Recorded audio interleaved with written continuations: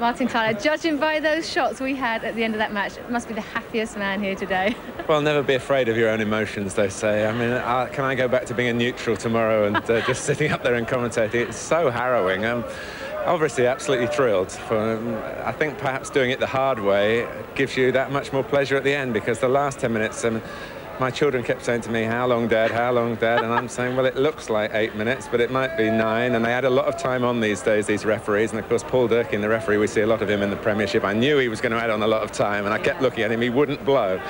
But it's brilliant, absolutely brilliant for them. I feel sorry for, I must say something for Runcorn as well, because they were terrific. It was a really difficult pitch to play on, and they gave it everything, and there was nothing in the game at all. And if anything, perhaps Runcorn shaded it, but Woking took their chances, and then we're unlucky losing the 2 goal scorers, both injured, because I think they would have offered more in attack in the second half if that had happened. But the old system did well. The 2 markers were great, the sweep was great, and Lawrence Batty, just the penalty. And you know what?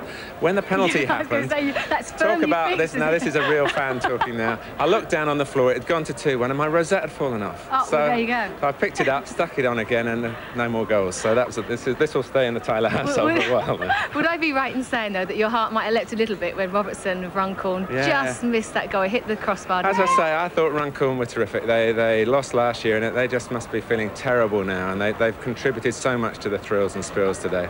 But it has been a marvellous day for Woking. I've met 3 of the 1958 winning team today.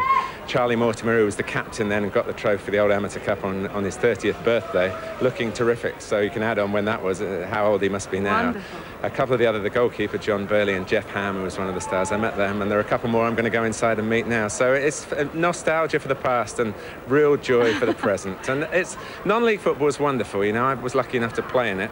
Yeah. And there's a great fellowship around the country. There's a lot of books published about it. You can read about it in magazines. There's a whole culture of non-league football that we don't show very often, and I'm delighted that it has been shown today. And I just hope you didn't show too much of me, really. That was all. No, I really enjoyed watching your emotion. It was great, and I'm really pleased with you. I'm glad you had a good day. Thanks for joining us today. Pleasure. Thank you, Martin.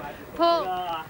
And Martin will be meeting up with his younger mates from the Woking FC setup, probably down there in that dressing room very, very soon. And the cup has pride of place tonight in a well-deserved celebration, because they did it.